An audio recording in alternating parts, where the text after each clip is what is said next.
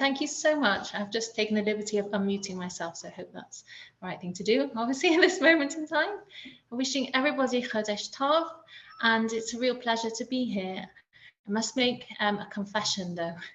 It's my very first time joining. I have seen it, has been going on obviously since COVID and lockdown, and seen it advertised and passed around on WhatsApp groups. And I've always thought, oh, that's so wonderful, I'd love to join, but it's always at the children's dinner time. So for once, they're going to have to wait a little bit because I've made obviously the commitment to be here tonight. So please God, after this, they might have to be hungry just once a month and wait for dinner a little bit longer, because I have a feeling this is going to be worth joining every month. It seems such a special, beautiful thing to do. I can't see exactly who I'm talking to. I know everybody's joining from around the world, which is just unbelievable. And I'm not sure what levels of learning, if people have been to SEM, if they're taking up Yiddishkeit in later life, what level of Hebrew everybody knows or understands. So I'm just going to potluck, take a guess. But anyway, we're all, obviously, all of us, the whole point of life is to be hopefully growing in the right direction every day. So we can all learn from everybody. We don't have to be on everybody is on a level that they can at least share and give something to somebody else. And that's life. So Sarah Radivan is the lady that's responsible for me being here tonight. She invited me. And when she asked me, I thought, oh, Rosh Chodesh Tammuz. Great, thanks. Because, the months preceding, I've been learning about, speaking to people about, we've had some lovely months. I think Shabbat was the first time in a while I paid specific attention to some really deep, wonderful lessons we can learn just even in the name, the month of Shvat. Because obviously it's the winter and it's the beginning of the spring. We have Tu B'Shvat, and the acronym of Shvat, the Shin base test, is Shenishma B'Sora Tovat, that we should hear good things, because out of the winter comes the spring, comes regrowth. And then obviously after Shabbat we have Adar, which is the month of Purim. So again, wonderful month leading on to Nisan. Wow, we've got Pesach, we've got Yetzias Mitzrayim, we've got our freedom. It's springtime. It's all so nice. Then after that we've got ER, which again another acronym. Ani Hashem Rafecha. You can take the letters of ER and there's a teaching. It stands for Ani Hashem Rafecha, so the month of healing. And now we come, and then, we have Sivan, which is, again, fantastic month. We have giving of the Torah, also wonderful. And boom, I'm hit with Tammuz. So obviously I've got to find nice things to say about Tammuz, because when we think about Tammuz, we think getting a bit too hot for comfort. The Schwitz, it's definitely been very warm in the UK the last couple of weeks, and I think we have nice weather also to come.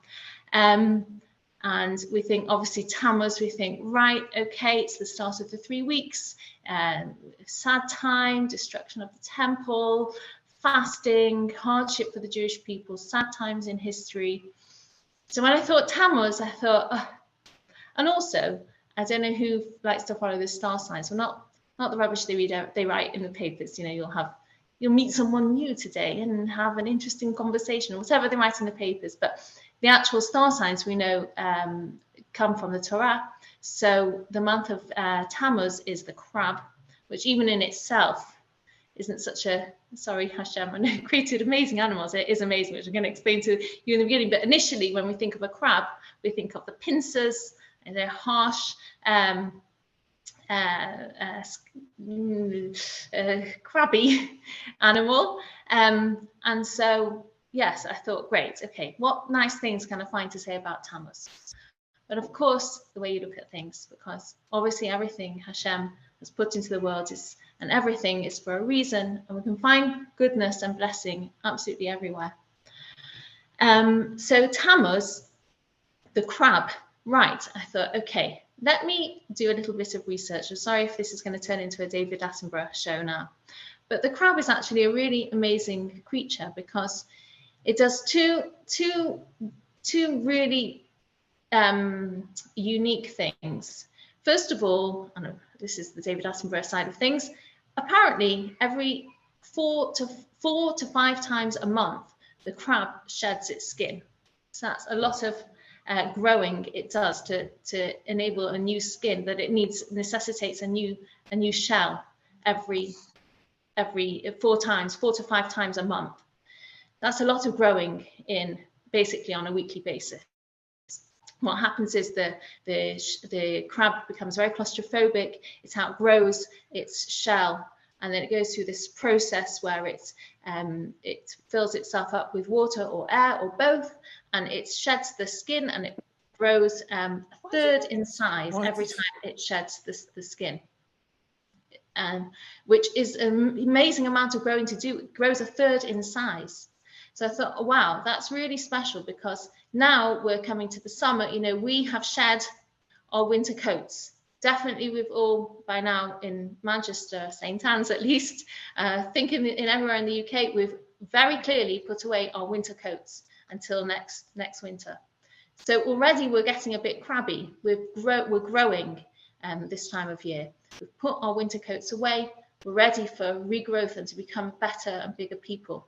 So this was, I thought, a nice idea we can learn from the crab, is that we can always renew, go through a rebirth, a renewal, and that's at least the first positive thing I could say about Tammuz, that we should all have this potential for growth.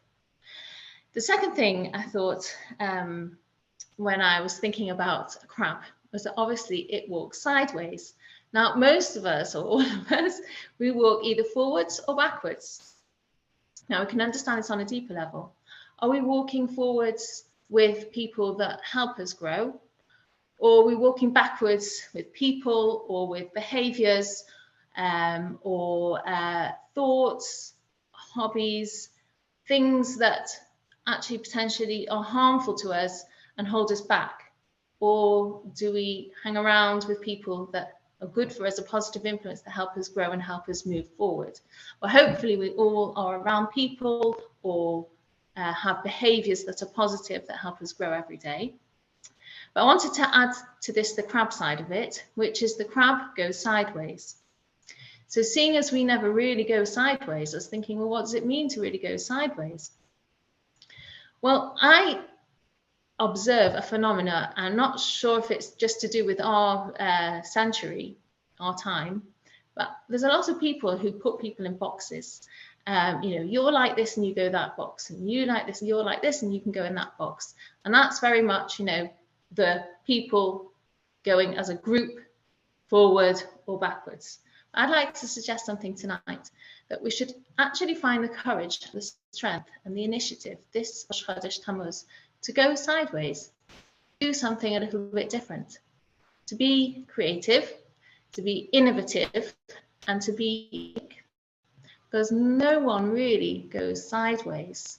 I think everybody here tonight has the ability, all of us, to actually go sideways, as well as forwards, but do a little sidewards dance, act, or something that makes you stand out from the crowd. You're the one that isn't in the box that's going forwards, or God forbid backwards. You're going sideways. You're an innovator. And I think all of you ladies are, especially the ladies that have organised this initiative. So I want to bless you tonight. Everybody has the power to give a bracha, that we should all move the people that bring us and take us forwards, but also we can all be unique in our own way and have the courage to go sideways and only give goodness and blessing to the world, and wish you all Chodesh Tov. And I'll go on mute now.